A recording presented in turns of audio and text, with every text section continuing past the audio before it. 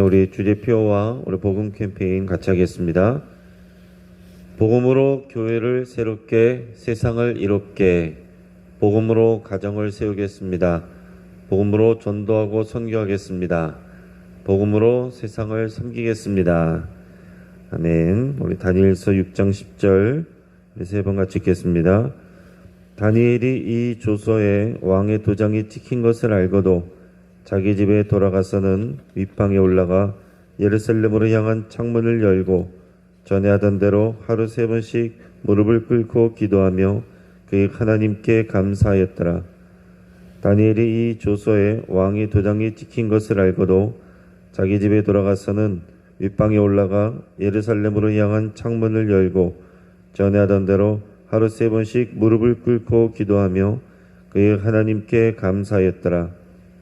다니엘이 이 조서에 왕의 도장이 찍힌 것을 알고도 자기 집에 돌아가서는 윗방에 올라가 예루살렘으로 향한 창문을 열고 전에 하던 대로 하루 3번씩 무릎을 꿇고 기도하며 그의 하나님께 감사하였더라. 아멘. 하나님께서 이 아침에 우리에게 주시는 말씀은 사무엘상 16장 1절에서 23절까지의 말씀입니다. 오늘 본문을 통해서 중심을 보시는 하나님이라는 제목으로 우리 말씀의 은혜를 같이 나누겠습니다.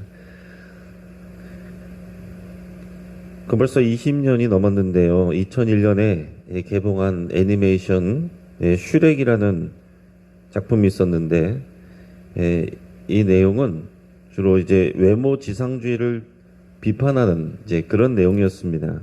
그래서 보는 이들로 하여금 신선한 재미와 감동을 줬습니다. 흔히 알려진 동화들, 예를 들면 이제 미녀와 야수 같은 경우처럼 보통은 미남 미녀가 주인공이고 또 정상인 것으로 이렇게 묘사가 됩니다. 저주에 걸려서 야수가 된 왕자가 미녀의 진실한 사랑을 받고 또 키스를 받아서 멋진 외모의 왕자로 돌아오게 되는 것, 이게 일반적인 결말입니다. 근데 이 슈렉이라는 애니메이션에서 보면 주인공은 초록색 괴물인 슈렉이었습니다. 이 슈렉은 저주에 걸려서 외모가 변한 게 아니라 원래부터 못생긴 괴물이에요. 근데 결국 이 미녀 공주와 사랑하게 되고 마지막에 이제 키스를 하게 됩니다. 관객들은 이제 슈렉이 멋진 왕자로 변할 것을 기대했는데 마지막에 오히려 공주가 슈렉처럼 못생긴 초록색 괴물로 변하고 끝이 납니다. 그 장면이 얼마나 신선한 충격이었는지 몰라요. 자, 현대는 외모도 스펙이라고 이렇게 외칩니다. 그래서 많은 젊은이들이 이력서 칸을 채우기 위해서 각종 자격증과 또 언어 시험 결과를 기록하고 또 그것도 모자라서 성형외과에 가서 외모도 개조시키는 경우가 많다고 합니다.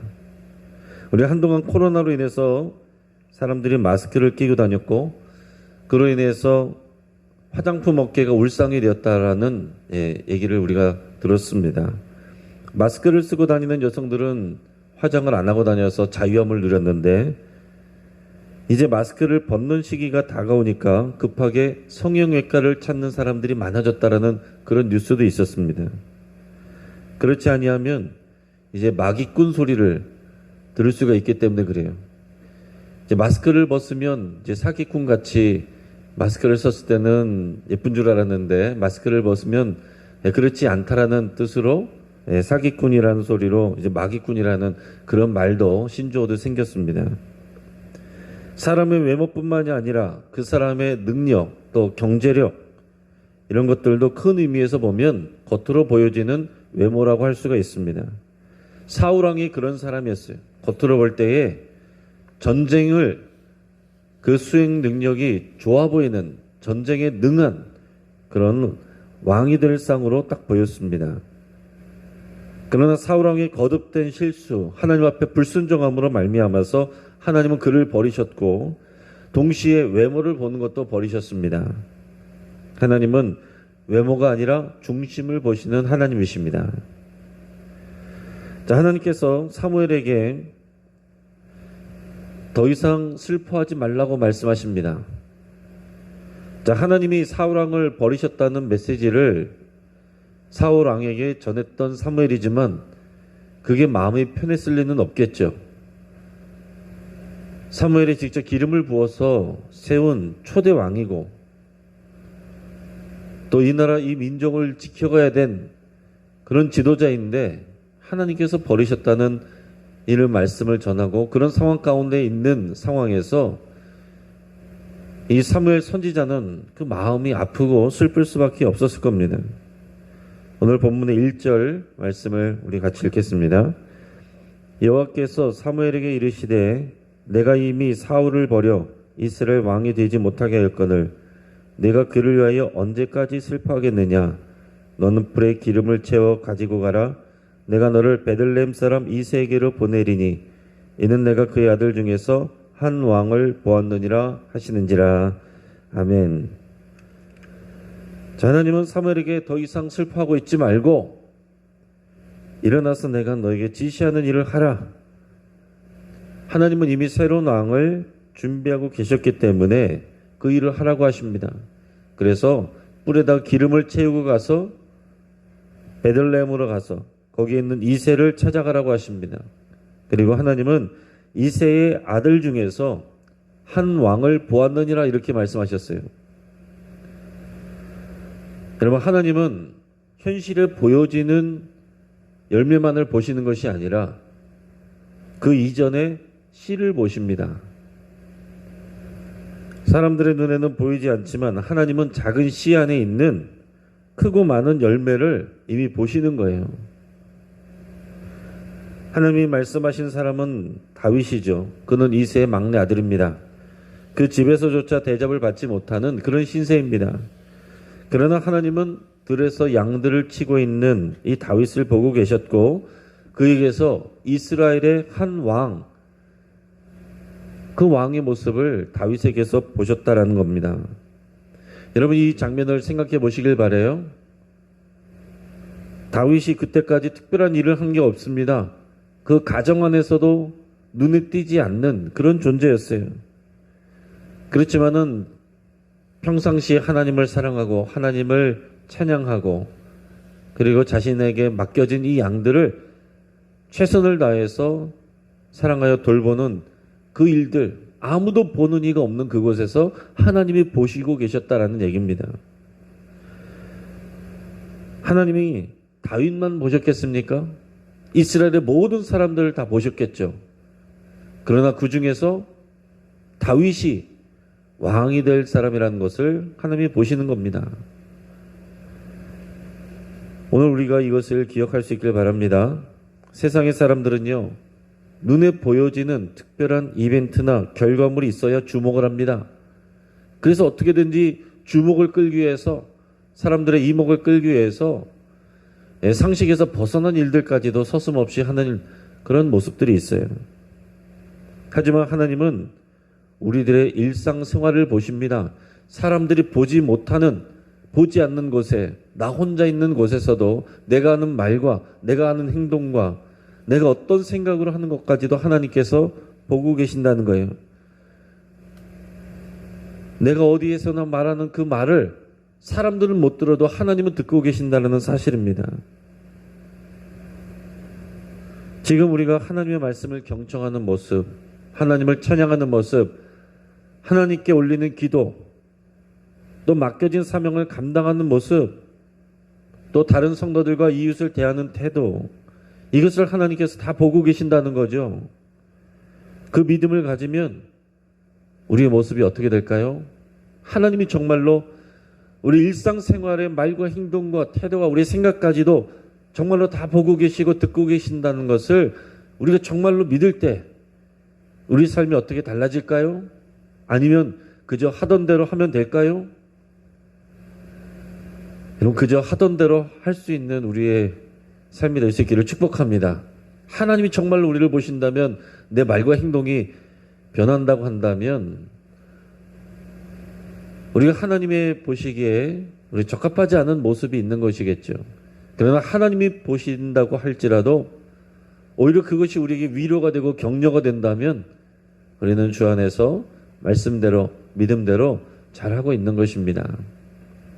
오늘 이 시간에 다른 사람들이 알아주지 않는다고 할지라도 이 새벽을 깨워 주님 앞에 나와 계신 여러분들을 하나님께서 보고 계시고 여러분들의 찬양과 여러분들의 그 기도를 하나님이 듣고 계십니다. 자, 사무엘은 처음에 걱정을 했습니다. 왜냐하면 지금 사울왕이 살아있는 권력이에요. 자, 그런데 사무엘이 불에 기름을 채워서 누군가에게 부으러 갔다는 것이 알려지면 사울왕이 가만히 있을 리가 없는 것입니다. 하나님은 그래서 친히 지혜를 주셨습니다. 방법을 아예 알려주셨어요. 네가 그냥 가면 오해를 받을 수 있고 또 잘못될 수 있으니 암송아지 한 마리를 끌고 가서 제사를 드리러 간다고 해라. 그래서 이 베들레헴에 가서 그 제사에 이세를 청하면 그 다음에는 어떻게 행할지 내가 너에게 그때 가서 알려주겠다라고 말씀하시는 겁니다. 그래서 하나님의 명령대로 사무엘은 암송아지 한 마리를 끌고서 베들레헴으로 갔습니다. 자, 베들레헴의 성읍 장로들이 사무엘이 왔다는 소리를 듣고 두려워 떨면서 나와서 영접을 했어요. 왜냐하면 하나님의 선지자이기 때문에 혹시라도 자신들의 잘못한 일이 있을까봐, 하나님이 책망하실까봐, 재앙을 선포할까봐 두려웠던 거죠. 그래서 나오면서 물어봤습니다. 무슨 일로 오셨습니까? 하나님의 평화를 위해서, 이 샬롬을 위해서 오셨습니까? 그랬더니 사무엘이 염려하지 말아라. 내가 하나님의 샬롬을 위해서 왔다. 내가 제사를 드리러 왔다. 라고 얘기했어요. 내가 여기서 제사를 드릴 테니까 이새와 그의 아들들은 성결하게 준비하고 목욕 제기하고 이 제사에 참여하도록 해라. 이렇게 얘기를 했습니다. 자, 그래서 이새와 그 아들들이 이제 사무엘 앞에 나오게 됩니다. 이새가 그의 아들들을 한 명씩 사무엘 앞에 지나가게 하는데 첫째 엘리압,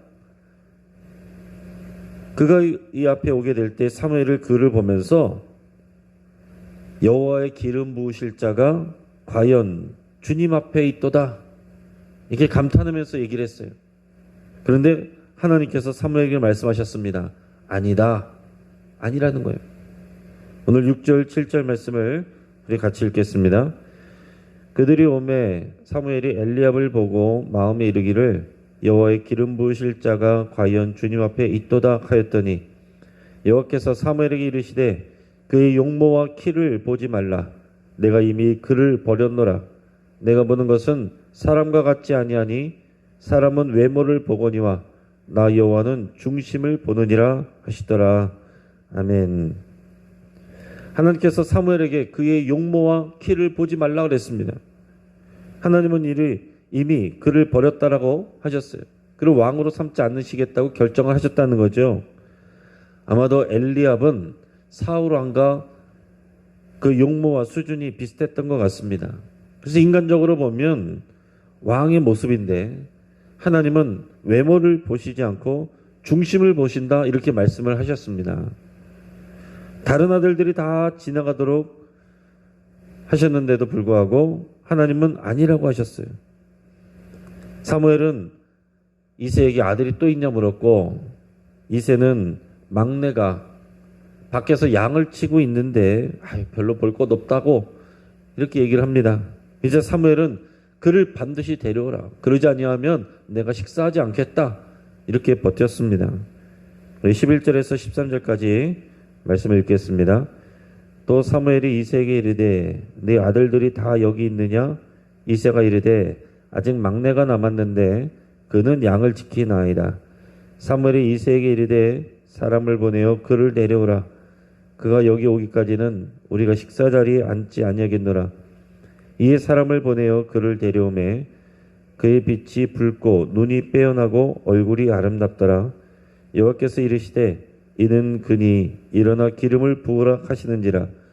사무엘이 기름불 병을 가져다가 그의 형제 중에서 그에게 부었더니 그날 이후로 다윗이 여호와의 영에게 크게 감동되니라. 사무엘이 떠나서 라마로 가니라. 아멘. 자, 다윗이 오는데 오늘 말씀을 보면 그렇다고 다윗이 못난이가 아니에요. 오늘 11절에서 보면 그의 빛이 붉고 이 얼굴빛을 얘기하는 거겠죠.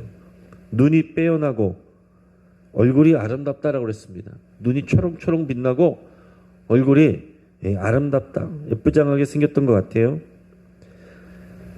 그러나 일반적으로 사람들이 생각하는 그런 왕의 외모는 아니었습니다.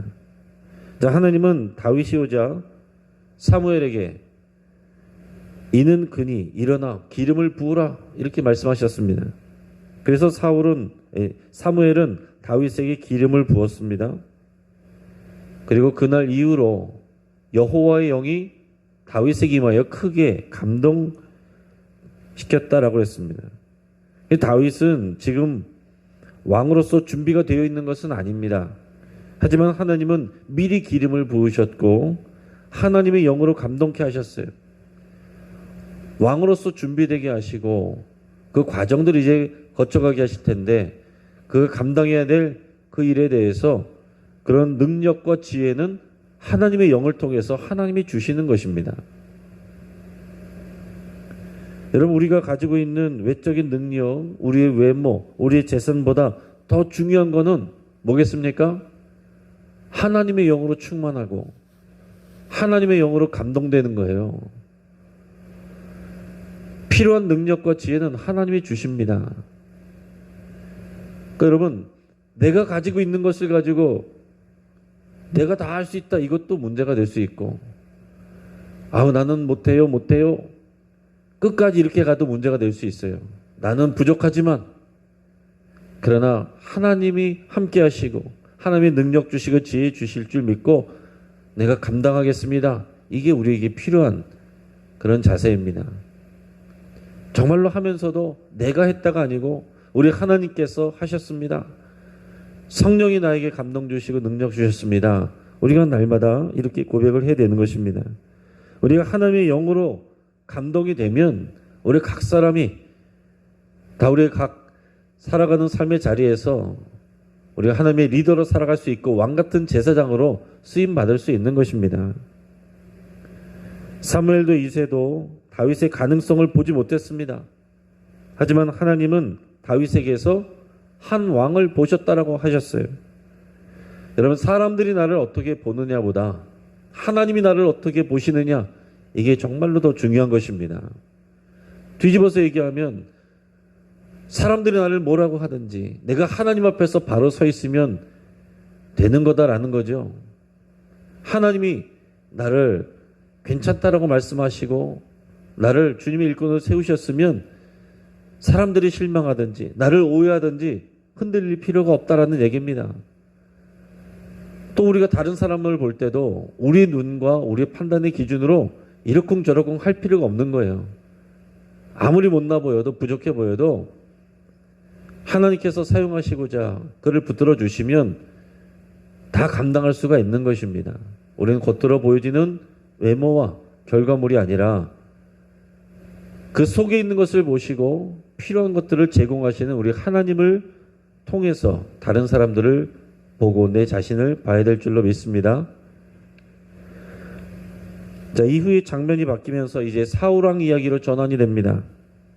자, 여호와의 영이 다윗에게 임한 데 반해서 이 여호와의 영이 사울에게서는 떠납니다. 그러자 사울에게 악령이 임해서 오히려 그를 번뇌하게 만들었다라고 그랬어요. 하지만 그 악령도 하나님의 부리시는 영이라고 그랬어요. 하나님의 권한 아래에서 허락받은 만큼만 활동을 할 수가 있는 것입니다. 오늘 14절에서 16절까지 말씀 읽겠습니다. 여호와의 영이 사울에게서 떠나고 여호와께서 부리시는 악령이 그를 번뇌하게 한지라. 사울의 신하들이 그에게 이르되 보소서 하나님께서 부리시는 악령이 왕을 번뇌하게 하온즉 원하건대 우리 주께서는 당신 앞에서 모시는 신하들에게 명령하여 수금을 잘 타는 사람을 구하게 하소서. 하나님께서 부르시는 악령이 왕에게 이를 때에 그가 손으로 타면 왕이 나으시리라 하는지라. 아멘. 여러분, 하나님께서 하시는 일을 보시기 바랍니다. 이 동네에서 보이지 않는 시골에서 목동이 하나님께서 기름 부으셨다고 어떻게 갑자기 왕이 될 수가 있겠어요? 자, 그런데 사울에게서는 하나님의 영이 떠나고 그 떠난 자리에 악령이 임해서 그가 번뇌하게 되고 정서적으로 영적으로 고통하는 그런 상황이 됐습니다. 그러자 주변에 있는 사람들이 수금을 잘 타는 사람을 불러서 왕의 평안을 얻게 하십시다. 수소문에서 보니까 베들레헴의 이새의 아들 다윗이라는 자가 수금을 잘 타니 그를 불러옵시다. 그렇게 해서 다윗이 수금을 잘 타는 이유로 왕궁에 들어가게 되는 것입니다.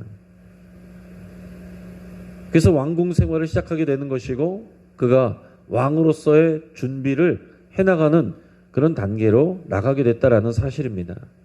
여러분, 하나님이 하시는 일은 정말로 우리가 예측할 수 없는, 우리가 사람의 생각과 사람의 판단으로 우리가 생각할 수 없는 놀라운 방식으로 하나님께서 일하시고 역사하는 것을 보십니다. 여러분, 하나님께서 사랑하시는 자에게는 모든 것이 합력하여 선을 이루게 하세요. 우리 상황 가운데, 어려운 가운데서도 하나님은 그 상황들을 통해서 하나님의 일을 얼마든지 역사하실 수가 있는 것입니다. 다윗은 왕궁에 들어가서도 사울에게 사랑을 받았습니다. 사울이 이 악령으로 해서 괴로워하고 힘들 때 여호와의 영이 임해 있고 그 성령의 권능이 임해 있는 이 다윗이 수금을 타면 그 악령이 쫓겨가는, 그래서 이 평안이 부어지는 이런 역사들이 일어났습니다. 그래서 사울 왕이 다윗을 크게 기뻐하고 사랑하여서 얼마나 신뢰했는지 자신의 무기를 맡기는 자로까지 삼았다라고 그랬습니다. 그러니까 그 안에 들어가서도 그가 인정을 받게 되고 점차로 또 이제 왕으로서의 준비가 되어가는 모습을 우리가 확인할 수가 있는 것입니다. 21절에서 23절까지 말씀을 우리 더 읽겠습니다. 다윗이 사울에게 이르러 그 앞에 모셔 섬에 사울이 그를 크게 사랑하여 자기의 무기를 드는 자로 삼고 또 사울이 이새에게 사람을 보내어 이르되 원하건대 다윗을 내 앞에 모셔 서게 하라. 그가 내게 은총을 얻었느니라 하니라. 하나님께서 부르시는 악령이 사울에게 이를 때에 다윗이 수금을 들고 와서 손으로 탄즉 사울이 상쾌하여 낫고 악령이 그에게서 떠나더라. 아멘. 자, 사울왕은 지금 모르고 있지만 여기서 지금 사울왕과 다윗이 이제 같은 공간에 있습니다. 자, 그러면서 이제 같이 이 말씀 가운데서 보여지는데 사울은 지는 해이고 다윗은 뜨는 해입니다. 그 모습이 비교되고 있어요. 다윗은 지금 하나님의 영으로 충만했고 그의 수금 연주로 인해서 악령이 떠나가는 권능의 역사가 일어납니다. 반대로 교만과 불순종 때문에 하나님의 영이 떠나간 사울왕은 다윗의 도움 없이는 정상적으로 살아갈 수가 없을 정도로 피폐해져 있습니다. 이제 말씀을 정리합니다. 여러분, 우리가 사는 시대는 외모도 스펙이고 경쟁력입니다. 하지만 하나님은 외모가 아니라 중심을 보십니다. 외적인 조건보다 더 중요한 것은 하나님이 우리를 어떻게 보시는가예요. 우리 입장에서 보면 외모보다 더 중요한 것은 우리가 하나님 앞에서 어떤 믿음으로 말하고 행동하고 또 그 믿음으로 다른 사람을 어떻게 대하느냐, 이게 중요하다는 것입니다. 외적인 것이 부족해도요, 하나님의 영이 임하시고 감동 주시면 하나님의 능력과 지혜가 우리에게 채워지게 되는 것입니다. 오늘 우리는 사람들을 외모로만 판단하고 있지는 않는지 돌아볼 수 있기를 바랍니다. 사람을 외모로 차별하고 있지 않는지, 내가 살아가는 곳에서 우리 교회 안에서조차도 보여지는 외적인 것으로 사람을 차별하고 있지 않는지, 그런 말을 내가 내뱉고 있지 않는지 여러분 돌아보시길 바랍니다. 또 반대로 우리 자신이 사람들의 그 시선에만 신경을 쓰고 있는 건 아닌가? 아니면 하나님의 시선을 내가 신경을 쓰고 있는가? 사람들이 보지 않는 곳에서는 내가 힘을 잃고 사람들이 보는 곳에서는 내가 열심을 내고 있다면 내가 하나님보다 사람의 시선을 더 신경 쓰는 것이겠죠. 여러분, 우리의 중심을 가꾸고 하나님의 영으로 채워지기를 주의 이름으로 축복합니다. 같이 한번 기도하겠습니다. 우리 말씀을 붙잡고 함께 기도할 때에 우리가 사람들을 외모로 판단하고 차별했던 것이 있다면 회개할 수 있기를 바랍니다. 모든 사람을 차별 없이 사랑하고 또 존중하기로 결단할 수 있기를 바랍니다. 하나님의 시선을 아랑곳하지 않고 사람들의 시선과 판단에 매였던 것을 우리가 회개할 수 있기를 바랍니다. 하나님이 우리를 바라보고 계신다는 것은 생각하지 않으면서 언제나 사람들의 이목과 사람들의 말과 사람들의 판단에 우리가 그것에 매여서 묶여서 또 그것으로 인해서 우리 삶이 흔들거렸던 것, 이 모든 것도 주님 앞에 다 내려놓을 수 있기를 바랍니다. 또 우리 일상생활에서의 말과 행동을 통해 하나님이 나에게서 이런 왕같은 제사장을 보실 수 있기를 위해서 함께 기도하겠습니다. 하나님께서 우리를 바라보시면서 내가 한 왕을 보았다 라고 말씀하실 수 있는 그런 우리의 삶이 될 수 있도록 그렇게 여러분이 위해서 기도하시길 바랍니다. 우리 가정을 위해서 기도할 때에 이 세상의 시선이 아니라 하나님의 시선으로 우리 가족들을 볼 수 있기를 위해서 우리 함께 기도하겠습니다. 오늘 있을 여호와 니시 기도회 또 목요 전도대 위해서 우리 함께 기도하시고 우리 하나님의 영으로 감동된 모든 시간과 활동들이 될 수 있기를 위해서 함께 기도하겠습니다. 또 우리 영신교회 모든 성도들과 일꾼들이 서로를 하나님의 눈으로 바라보고 또 하나님의 마음으로 사랑할 수 있기를 위해서 함께 기도하겠습니다. 사람의 눈으로 판단하고 또 나뉘어지는 일이 없어지고 오직 하나님의 눈으로 말하고 행동하고 서로를 사랑하는 그런 귀한 영신교회 공동체 되기를 위해서 이 시간 우리 주여 한번 부르짖고 합심해서 함께 기도하겠습니다. 주여